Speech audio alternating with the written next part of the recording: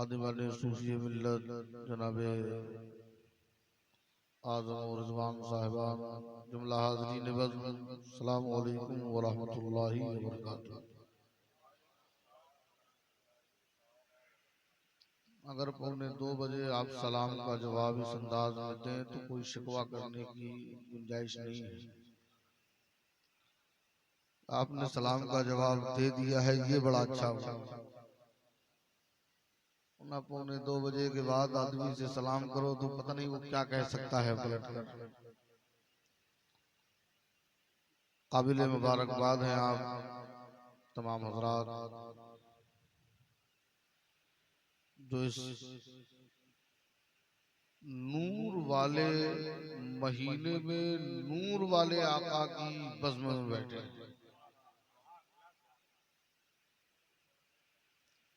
महीना भी नूर वाला है। हम इस महीने को मोहब्बत से माहे रबीउन नूर कहते हैं और जिसके सदक़े में ये नूर बना है वो नूर नला नूर है। एक निस्बत इस बज़्म को सरकार सूफी मिल्लत से है। वल्लाह रब्बुल आलमीन का ऐसा महबूब बंदा है कि जिंदा रहा जमीन पर तो नूरी रहा,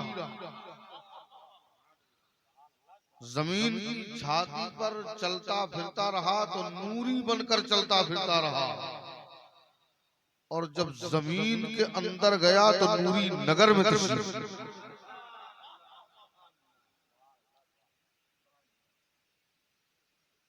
आप हज़रात ने उम्दा किस्म की तकरीर गिरामी कद्र अज़ीज़ हज़रत हाफ़िज़ व क़ारी सूफी मोहम्मद अबरार साहब क़िबला से समाअत कर ली। नात पाक के बहुत पाकीज़ा बहुत खूबसूरत अशार बड़े हसीन लबो लहजे के साथ आप हज़रात ने सुना और मुतफर्रिक अशार की जिसे फैक्ट्री कहा जाए उस अजीम नकीब को हजरत क़ारी अली अहमद रीवानी कहा जाता है कि जलसे की नवीयत जो भी हो, सूरत हाल जो भी हो, आप जलसे को जिस पड़ाव में ले जाएं, जलसे के उस मोड़ पे किस लेवल का शेर कह के आपके ज़हनो फिक्र को मुस्तफ़ा करीम अलैहिस्सलातु व तस्लीम की बज़्म पाक की तरफ मुतवज्जे करना है, ये हुनर जनाब क़ारी अली अहमद साहब के पास मौजूद है। सरपरस्ती फरमाने के लिए हज़रत अल्लामा कुतुबुद्दीन साहब क़िबला तशरीफ रखते हैं। हमारी जमात के बड़े ही खूबसूरत लबो लहजे के हामिल जनाब क़ारी अब्दुल अलीम साहब क़िबला इफ्तिखारी, सारे लोग काबिल मुबारकबाद हैं। अनकरीब दामादे सरकारे सूफी मिल्लत पीरे तरीक़त रहबरे राहे शरीयत हज़रत अल्लामा क़ारी सैयद आकिल नियाज़ क़िबला दामत बरकातिहुल क़ुद्सिया की आमद होने वाली है।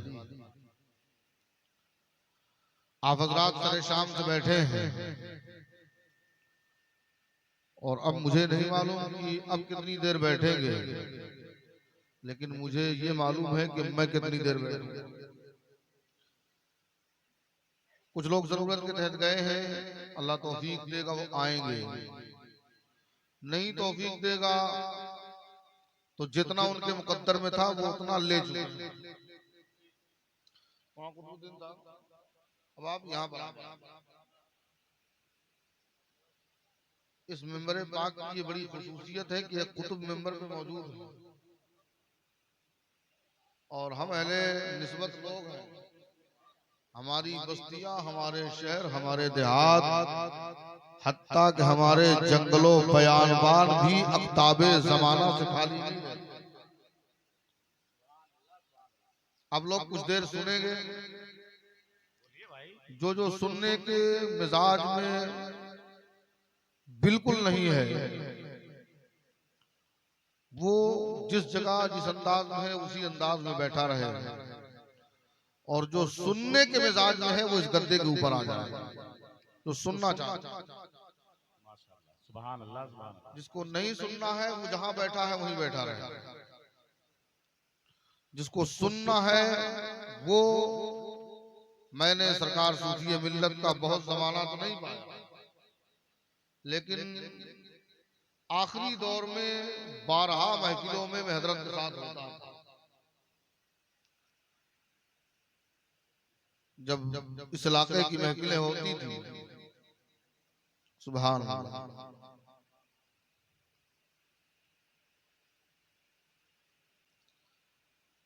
आप बुजुर्ग हैं, आप बैठे रहे, आप मैं समझ रहा हूँ कि आप सुनने के लिए बैठे, आप बैठे, आप बुजुर्ग। मैं जिन्हें बुलाना चाहता था वो आ गए। सुभान अल्लाह, सुभान अल्लाह, माशाअल्लाह। अब आप हाथ उठाएं और बताएं कि हम रसूलुल्लाह के मीलाद की महफिल में बैठे हैं। हाथों को फजाओं में लहरा कर बोले या रसूल अल्लाह, प्यार से बोले या रसूल अल्लाह, मोहब्बत से बोले या रसूल अल्लाह। अल्हम्दुलिल्लाह सुम्मा अल्हम्दुलिल्लाह। मैं बहुत कुछ कहने सुनने से पहले एक शेर आपकी तर्जुमानी करने वाला कह दूं। कारी अली अहमद साहब, कभी मौका लगे तो इस शेर को आप भी पढ़िएगा कि मिसाले सुबह सादिक हुर्मते असहाब जिंदा है, मिसाले सुबह सादिक हुर्मते असहाब जिंदा है, किताबे नूर के लफ्जों की आबो ताब जिंदा है,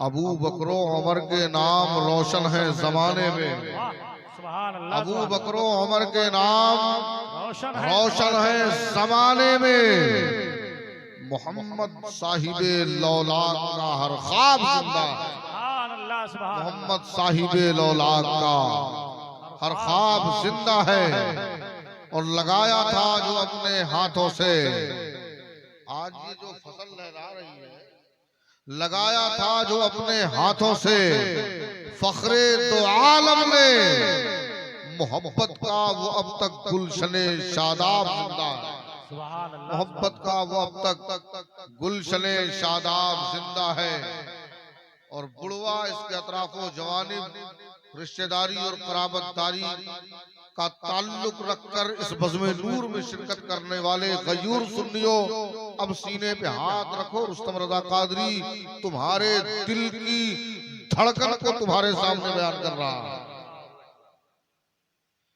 लगाया था जो अपने हाथों से फखरे दो आलम ने, मोहब्बत का वो अब तक गुलशने शादाब जिंदा है, और हमारी सुबह जिंदा है, हमारी सुबह जिंदा है, हमारी शाम जिंदा है, हमारे दिल की तख्ती पर नबी का नाम, हमारे दिल की तख्ती पर नबी का नाम, जिसकी तख्ती पर जिंदा है वो हाथ उठाकर बोले हमारे दिल की तख्ती पर नबी का नाम, हमारी सुबह जिंदा है, हमारी शाम जिंदा है, हमारे दिल की तख्ती पर नबी का नाम जिंदा है। सुभान अल्लाह, जिंदाबाद, सुभान अल्लाह। जिंदे जमीन पर रहते हैं तब भी कामयाब रहते हैं, जमीन में रहते हैं तब भी कामयाब रहते हैं।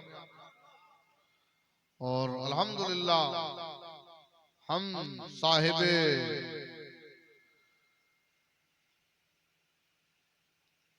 अकीदत लोग हैं, हमारी निस्बतों के तार बड़े मजबूत हैं, हमने अल्लाह वालों से अपने ताल्लुकात को बना रखा है।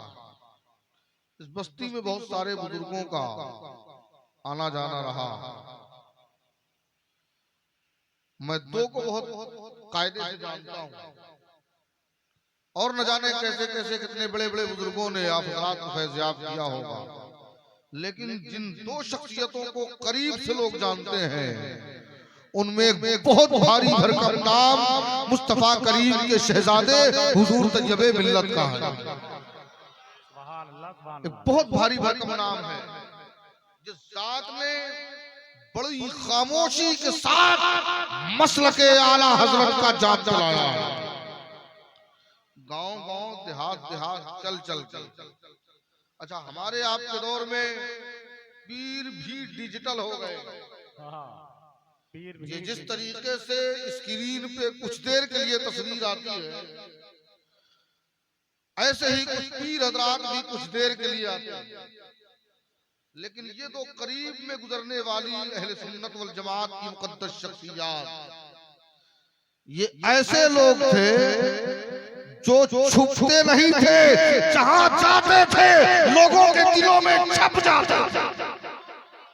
बेशक, सुभान अल्लाह, सुभान अल्लाह। एक जात है सरकार तैयबे मिल्लत, जिसने जिस बस्ती में कदम रखा है,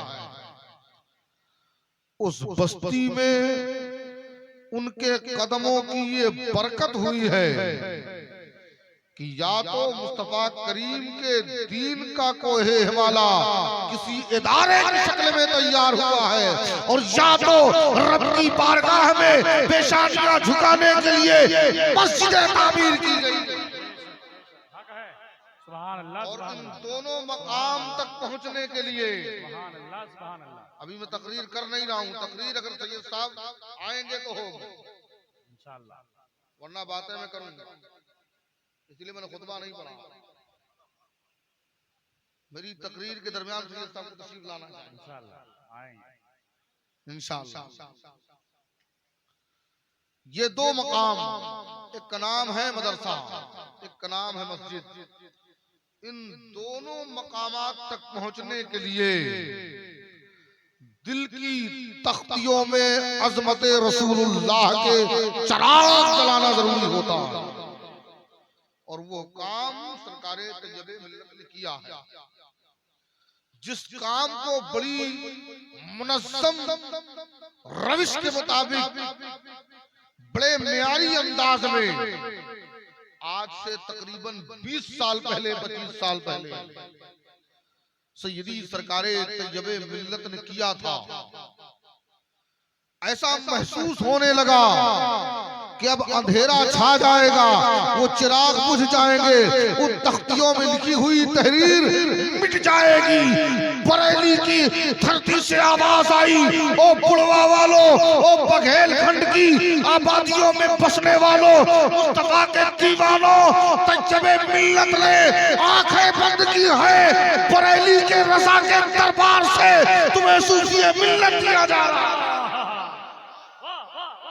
सुभान अल्लाह, सुभान अल्लाह, सुभान अल्लाह। फानूस बनके जिसकी हिफाजत हवा करे, वो शम्मा क्या बुझे जिसे रोशन खुदा करे। सुभान अल्लाह। नारे तकबीर, नारे रिसालत, जश्ने आमदे मुस्तफा, मसलके आला हजरत, फैजाने हुजूर सूफिए मिल्लत, फैजाने हुजूर तैयबे मिल्लत, हुजूर सैयद रुस्तम अली कादरी साहब किबला। नारे तकबीर, नारे रिसालत।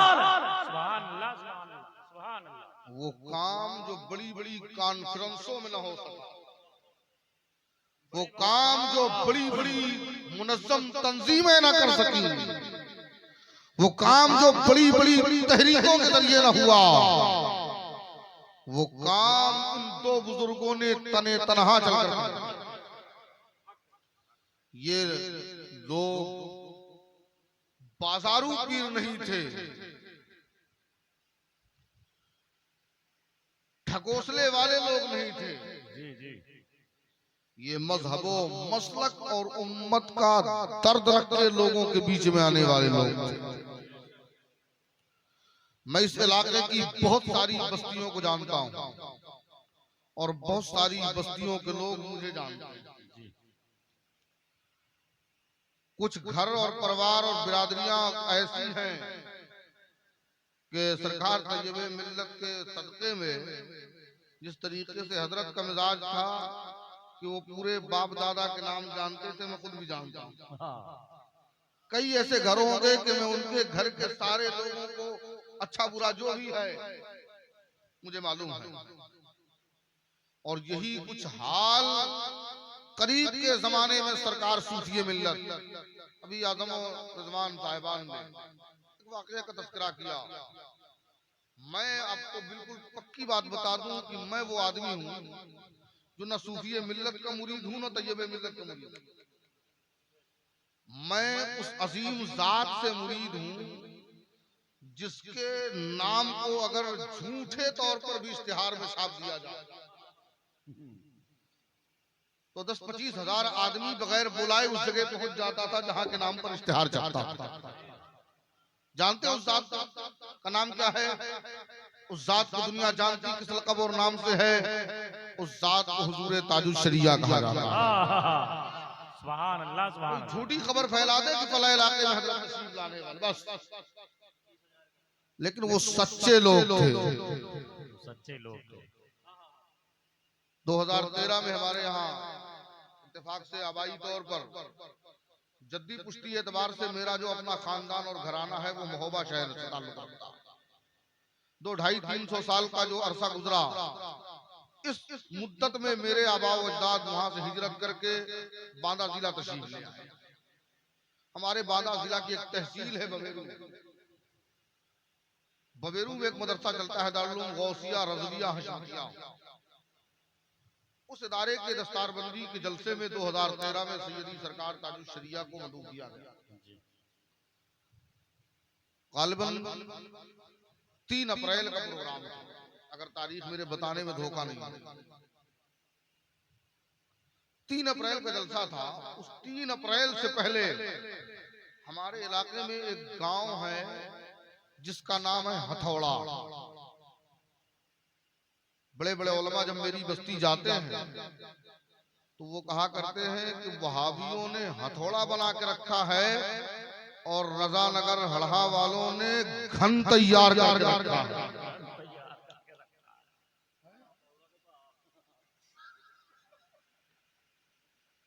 वहां पर इज्तिमा कराया गया।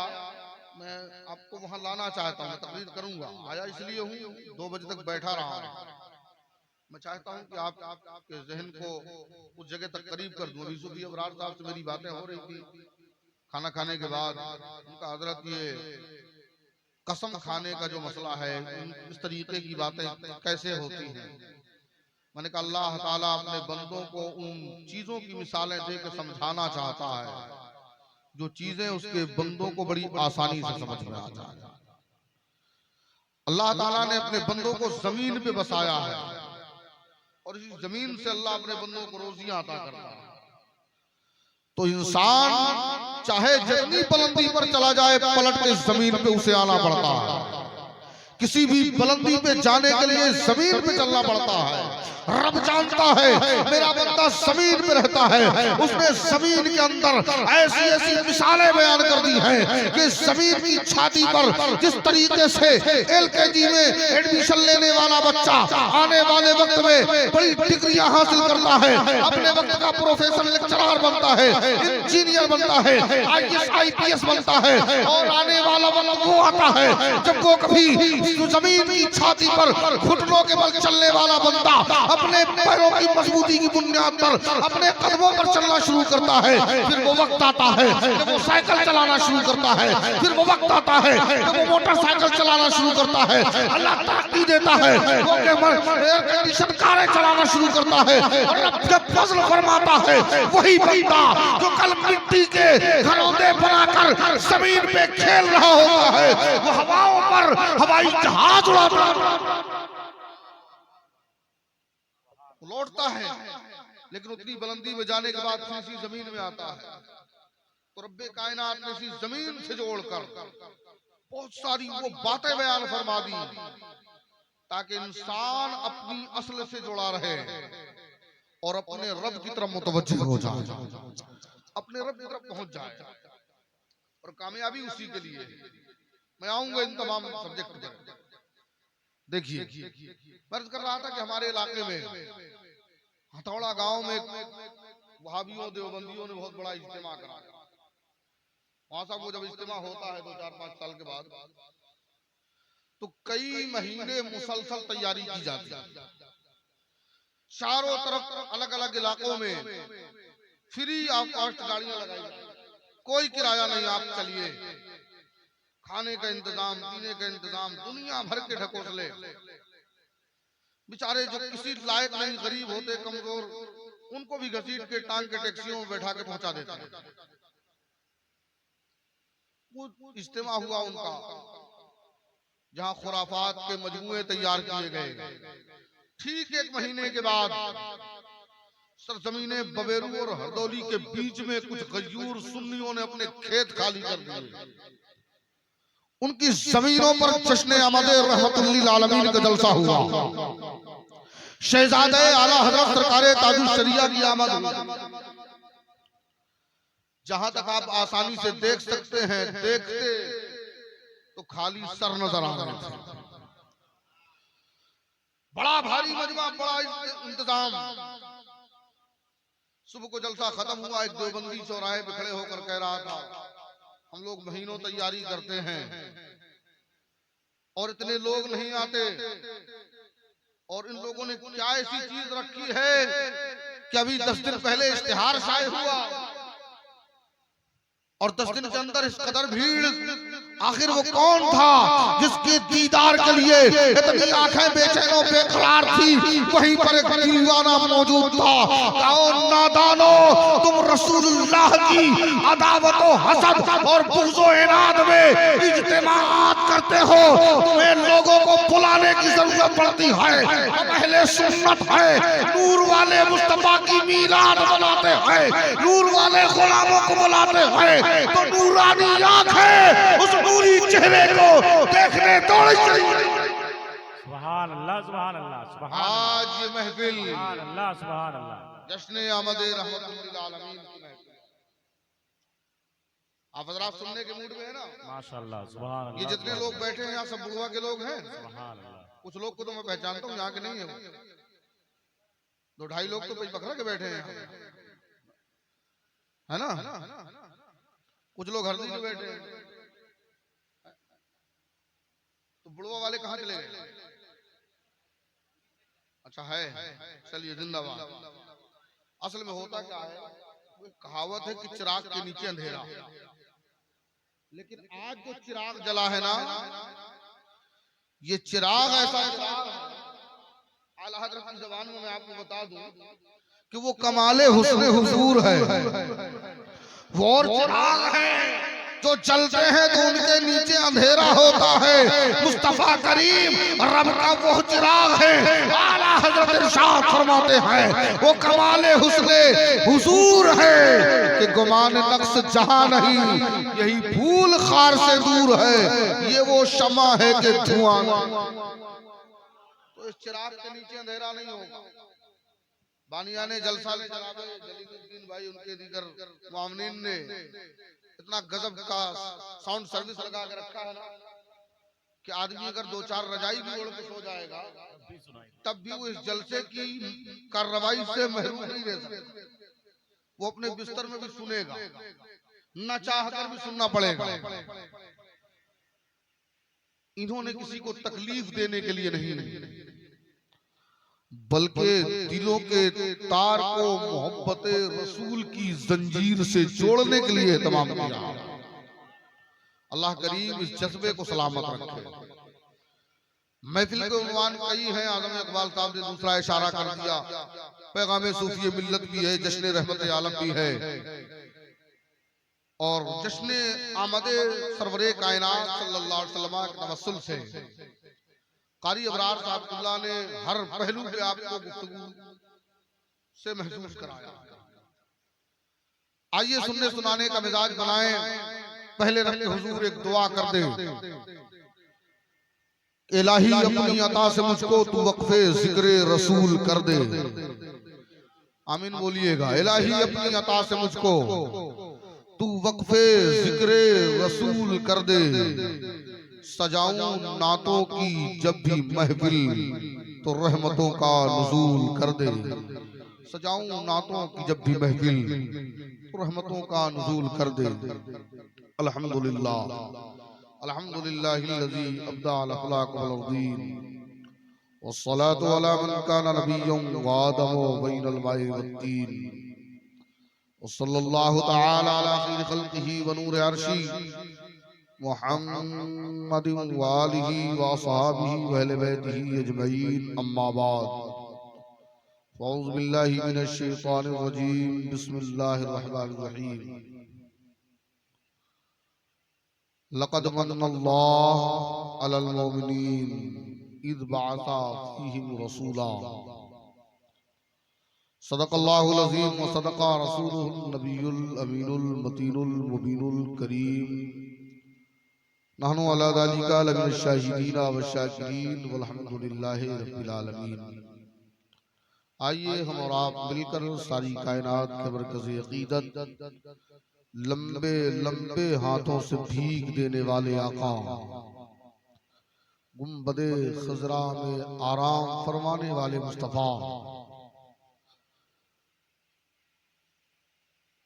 बेकसों के कस चारा साजे दर्द मंदा रहमते कायनात बाइसे तख्लीके कायनात वजहे तख्लीके कायनात वो अल्लाह का प्यारा रसूल जो जमीन की छाती पर खड़े होकर आसमान की बुलंदियों पे चमकने वाले चांद को इशारा करे तो चांद मुस्तफा करीम के अंगुश्ते रिसालत का इशारा पाकर दो हिस्सों में तकसीम हो जाए।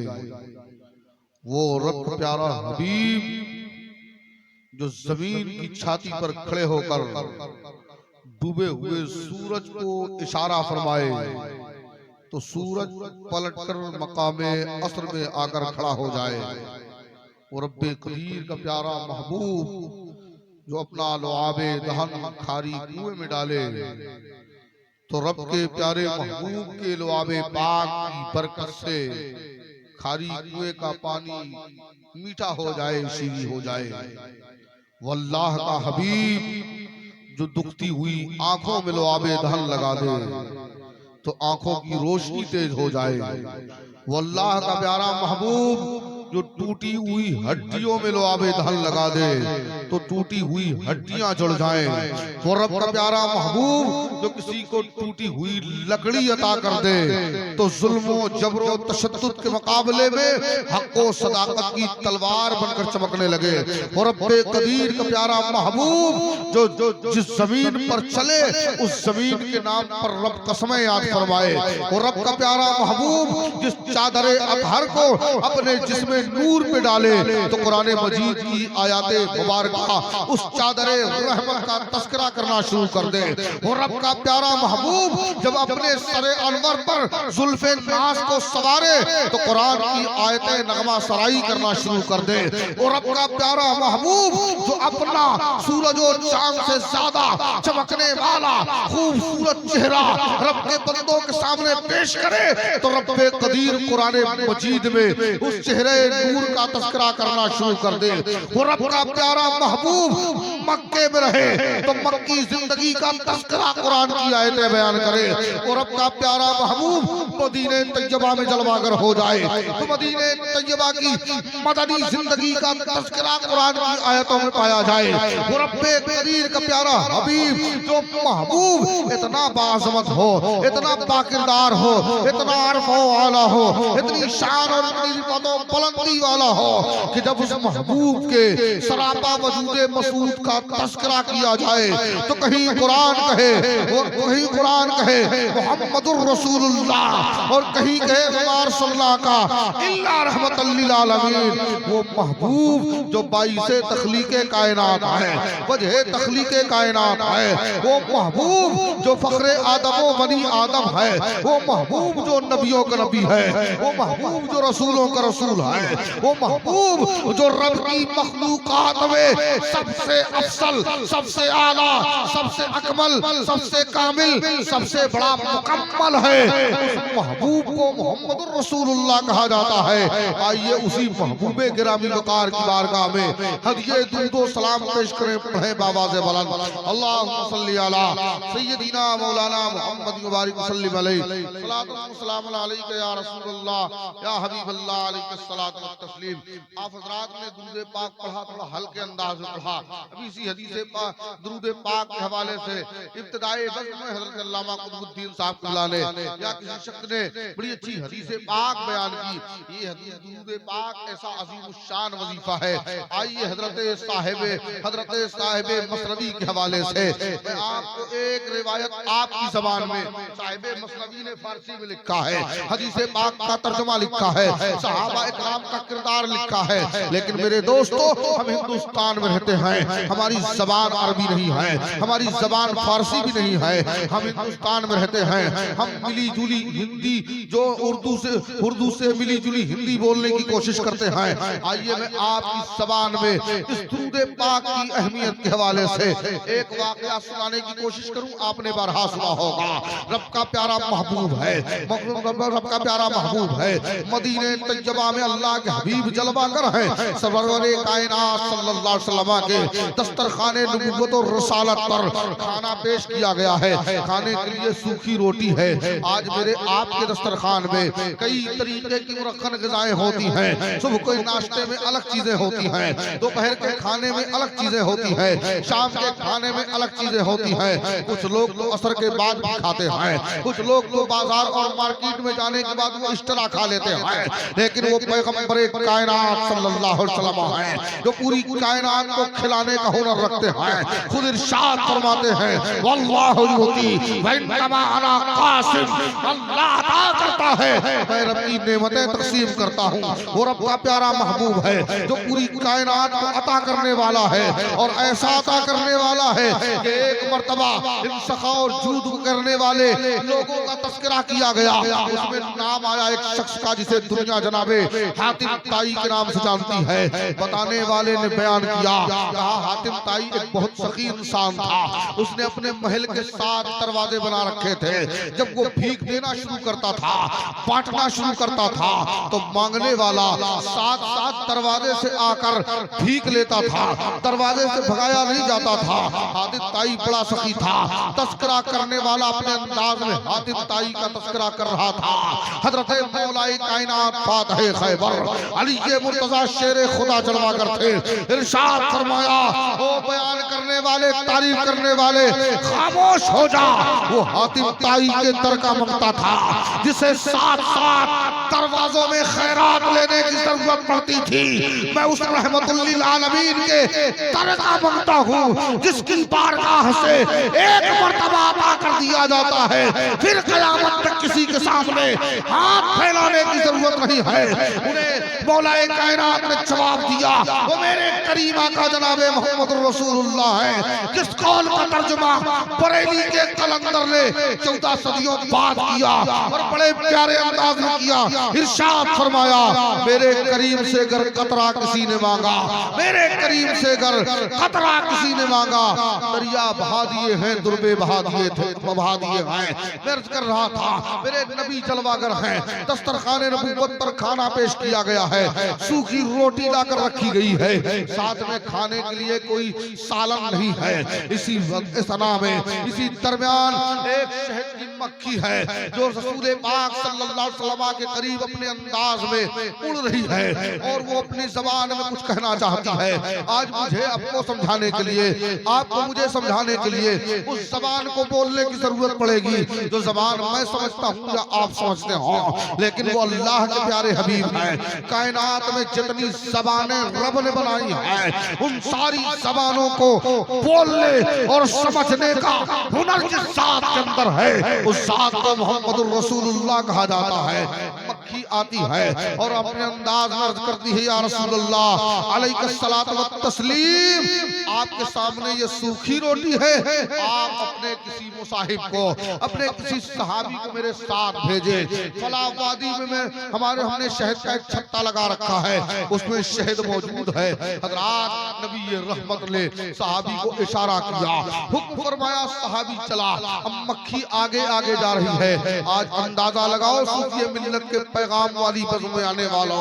आज न जाने कैसे कैसे जानवर पैदा हुए हैं, उन्हें नबी के इल्म पर नुक्ताचीनी करने पर बड़ा मजा आता है। उन्हें नहीं मालूम है दरबारे रसालत में जो मक्खियां आती हैं वो बड़ी मुअद्दब और बड़ी बाअदब होती हैं। रसूलुल्लाह का सहाबी उस मक्खी के पीछे पीछे चल रहा है। मदीने तैयबा से कुछ दूर गए, बाहर एक वादी में देखा शहद का एक बहुत बड़ा छत्ता लगा है। मक्खी अपने छत्ते पे गई, वो सहाबी पहुंचे हैं, मक्खियों को हटाया है, बड़े एहतराम के साथ बड़े प्यार के साथ मक्खियां हटी हैं। वहां से शहद हासिल किया गया, बारगाहे रसालत में पेश कर दिया गया। अब वो मक्खी करीब आई, फिर मुस्तफा करीम अलैहिस्सलाम के मक्खी से अर्शाद फरमाया रब्बे कदीर के प्यारे महबूब ने, ए मक्खियों ये तो बताओ कि तुम जो ये शहद तैयार करती हो आखिर ये कैसे तैयार होता है। मक्खियों ने कहा या रसूलल्लाह अलैहिस्सलातु वत्तस्लीम, हम जंगलों में बयाबानों में जाते हैं, हम खेती और फसलों में जाते हैं, हम तरह तरह के फूलों का रस चूसते हैं और उस रस को चूस कर जमा करते हैं। अल्लाह ताला अपने कर्म से इसकी में मिठास पैदा करता है। मेरे आका ने फरमाया मैं मक्खियों बताओ, फूलों का रस किसी का कसैला होता है, किसी का कड़वा होता है, कुछ का मीठा होता है, कुछ रस ऐसे होते हैं जिसमें कोई जायका ही नहीं होता, आखिर खुद जायका मीठा कैसे हो जाता है। तो उस मक्खी ने कहा था या रसूल अल्लाह, मामला ये है कि जब हम अपने घरों से फसलों की तरफ निकलते हैं रस चूसने के लिए तो अल्लाह के नबी हम आप पर दुरूद पढ़ते हुए जाते हैं, हम रास्ते पर दुरूद पढ़ते हैं। हे अल्लाह के महबूब, जब हम उस रस को लाकर हम उसको अपने छत्ते में अपने घर में उड़ेलते हैं तो उस वक्त भी हम दुरूद पाक पढ़ते हैं। या रसूल अल्लाह, रस कड़वा भी होता है, खट्टा भी होता है, कसैला भी होता है, लेकिन इसमें जो मिठास आती है वो आप पर दुरूद पाक पढ़ने की बुनियाद पर आती है। पता चला कि अगर शहद की मक्खियां जो रस इकट्ठा करती हैं उन पर दुरूद पढ़ दिया जाए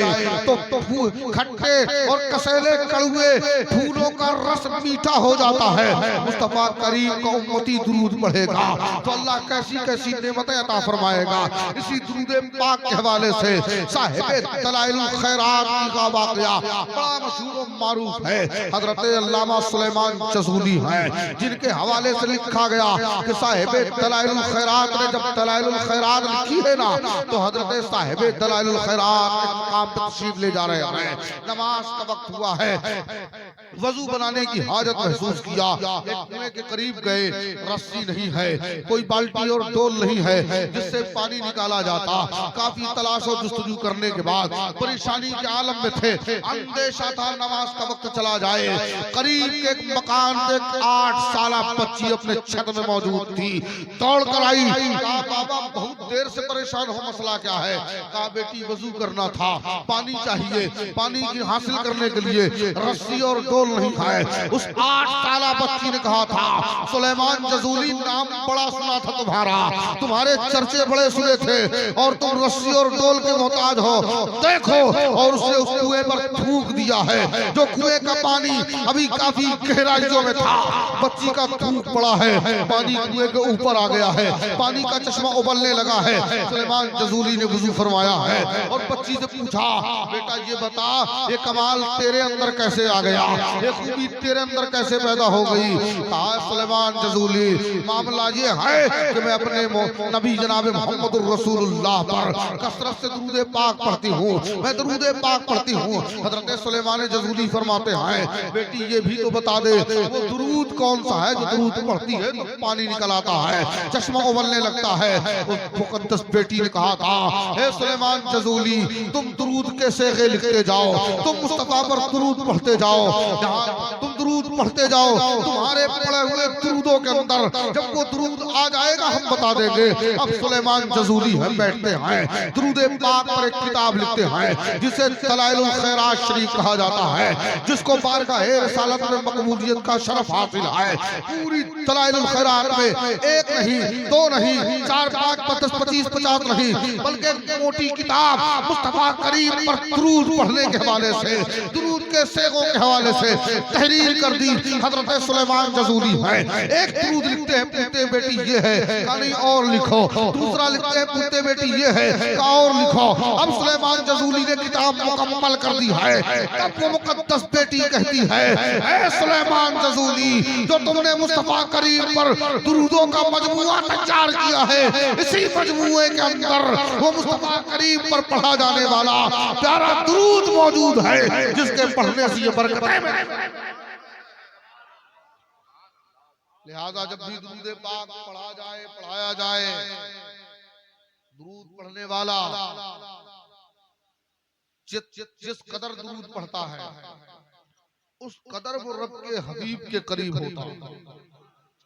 सरकार फरमाते हैं, जो कसरत से मुझ पर दुरूद पढ़ता है, और ये महीना स्पेशल तरीके से दुरूद पाक पढ़ने का है, कसरत से दुरूद पढ़ना चाहिए। ये दुनिया भर की बहारें के तस्करे सरकार की आमद के बाद सुने जाते हैं।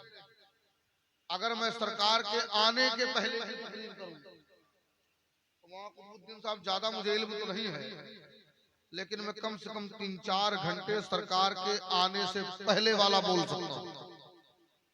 सरकार के आने के बाद का तो कयामत तक बोला जाएगा, वो खत्म नहीं होगा। लेकिन सरकार के आने के पहले के हवाले से अगर सरकार के आने के जो लवाजिमात हैं, इंतजामात हैं, उन पर गुफ्तगू की जाए तो बहुत सारी की जा सकती है। मैं कर रहा था दुरूद पाक, जिस कदर कसरत से दुरूद पाक पढ़ा, सरकार फरमाते हैं, जो मुझ पर कसरत से दुरूद पढ़ता है, कयामत के दिन वो और मैं इस अंदाज में खड़े होंगे। सरकार ने अपनी उंगलियां उठाई, आज जिस तरीके से ये 2 उंगलियां आपस में करीब हैं, ऐसे ही मुझ पर कसरत से दुरूद पढ़ने वाला मेरे करीब हो जाएगा। अब जिसको रसूलुल्लाह से कुर्बत बनानी है, वो दुरूद पाक पढ़ने का एहतमाम करे।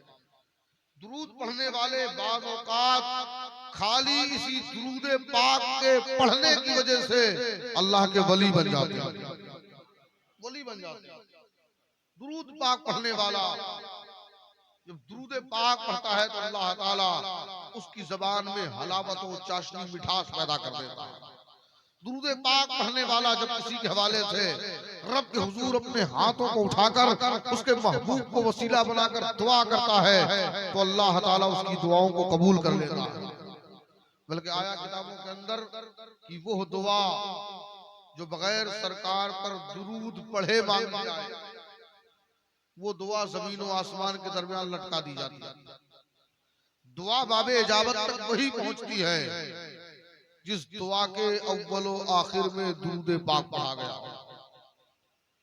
ये उलमा, ये शोरा, ये नुकबा, सारे लोग जो दुरूद पाक पढ़ने के लिए बार बार कहते हैं, इसकी हिकमत यही होती है कि कम से कम हम यूं ही अपनी रोजमर्रा की जिंदगी में बहुत ज्यादा पढ़ पाते कि नहीं पढ़ पाते, लेकिन इस मुबारक महफिल में जितनी देर बैठे रहे तो कम से कम बार बार रसूलुल्लाह पर दुरूद पढ़ें, बार बार रसूलुल्लाह की आमद का तज़किरा हो।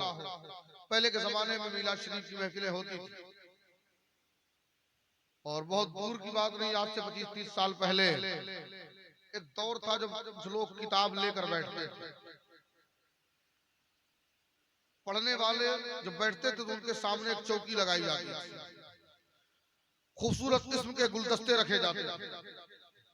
आदमी अपनी हैसियत और बिसात के मुताबिक खुशबू का एहतमाम करता था।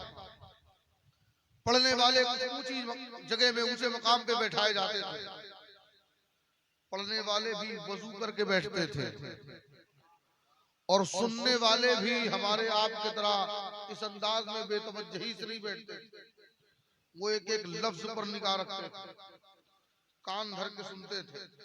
पढ़ने वाला अपने अंदाज में रसूलुल्लाह की मीलाद पढ़ता था, आमद का तज़किरा पढ़ता था, रवायतें पढ़ता था, और बड़ा अच्छा लगता था। उन महफिलों में अल्हम्दुलिल्लाह हमने शिरकत की है।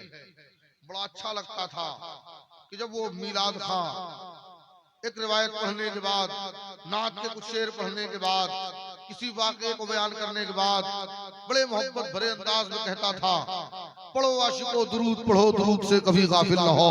जब वो ये जुमला कहता था, एक भी बंदा मर्द की शक्ल में हो, औरत की शक्ल में हो, दूल्हे की शक्ल में हो, जवान की शक्ल में हो, बच्चे की शक्ल में हो, मेरे अंदाजे के मुताबिक एक जबान भी खामोश नहीं रहती थी। सारी जबानें मुस्तफा पर दुरूद पढ़ती थी, सारी समातें मुस्तफा का मीलाद सुनती थी।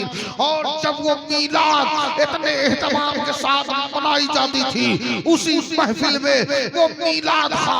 मुस्तफा करीम की शान और अज़मत पर दुरूद और सलाम पढ़ने के बाद रब के हुजूर अपने हाथों को बुलंद करता था, दुआ के लिए हाथ उठाता था। पढ़ने वाला दुआ करता था, सुनने वाले मोहब्बत भरे अंदाज में आमीन कहते थे।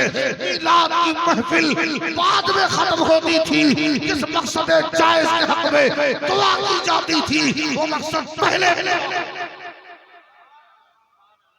और आज भी उलमा फरमाते हैं, बुजुर्गान दीन फरमाते हैं कि मीलाद शरीफ आज लोग फॉर्मेलिटी करते हैं, फॉर्मेलिटी कराने वाले भी, करने वाले भी, सुनने वाले लोग मीलाद में नहीं आते, रिश्तेदारी में आते हैं। बुरा लगे तो थोड़ा सा माफ कीजिए, और नहीं भी माफ करेंगे तो इस बात को मुझे माफी मांगने का मतलब ही नहीं।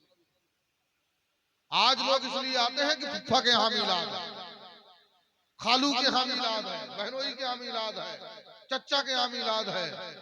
यार बिरादरी का मसला है, जाना ही पड़ेगा। घर परिवार का मामला है, जाना ही पड़ेगा।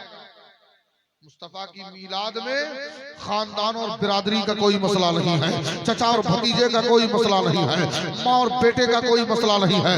मुस्तफा की मीलाद में सबसे बड़ा मुस्तफा के मीलाद में शिरकत का सबब है वो कलमा तैयबा ला इलाहा इल्लल्लाह मुहम्मदुर रसूलुल्लाह है। अगर गर्दनों में रसूलुल्लाह की गुलामी का पट्टा है, ये मत देखो मीलाद करने वाला कौन है, महफिल सजाने वाला कौन है, महफिल में आने वाला कौन है, ये देखो जिसकी महफिल हो रही है वो कौन। बुजुर्ग फरमाते हैं, उलमा फरमाते हैं कि आज भी जिस बीमार को डॉक्टरों ने, तबीबों ने, हकीमों ने लाइलाज बता दिया हो, अगर उसके लिए उम्मीदें शिफा रखते हो तो मीलाद की महफिल सजा दो। ये वो वक्त है ना, मैं एक किसान आदमी का बेटा हूं, मैं जानता हूं। मेरे घर में आज भी भैंस है, बहुत जमाने से रखते रहे, मेरे माँ बाप भी रखते रहे, आप लोग भी पालते होंगे। भैंस दूध देती है वहां तक 5 लीटर, जब उसको जमा दिया जाता है तो वो थोड़ा सा हो जाता है,